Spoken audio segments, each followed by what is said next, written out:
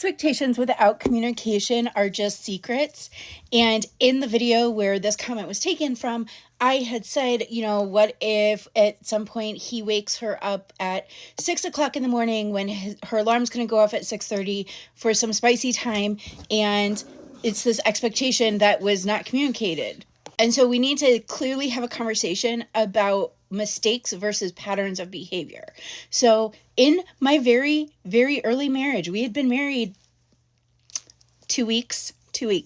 I reached over my little hand to initiate some newlywed time, and my husband was like, "Oh babe, I'm so tired, I just want to go to sleep," because he worked outside in a full hazmat suit in 100-degree weather in like 90% humidity, and me being young and stupid pouted and threw a little temper tantrum. Does that make me a coercive wife? No.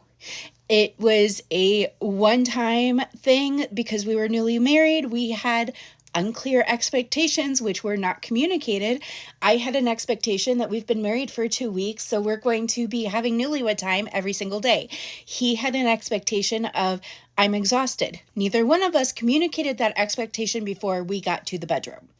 And so mistakes were made, and we did better the next time. So there is a difference between patterns of behavior and poor communication.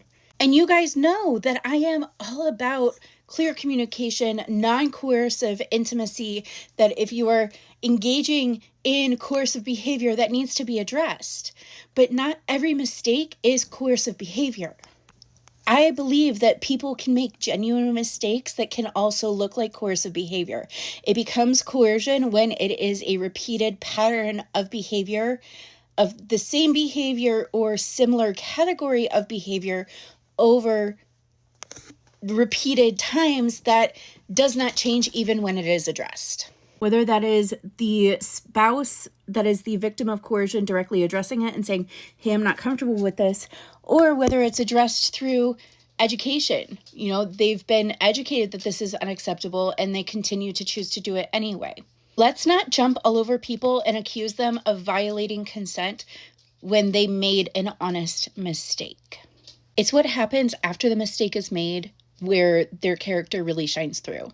Do they back off and say, oh my gosh, I did not realize that this was going to be an issue. I am so sorry. I will never do this again. Let's make sure that we have other expectations communicated so I don't make this mistake again. Or do they turn it back around and blame the person on the other side for being dramatic or not loving them or something like that? Mistakes are okay. Patterns aren't.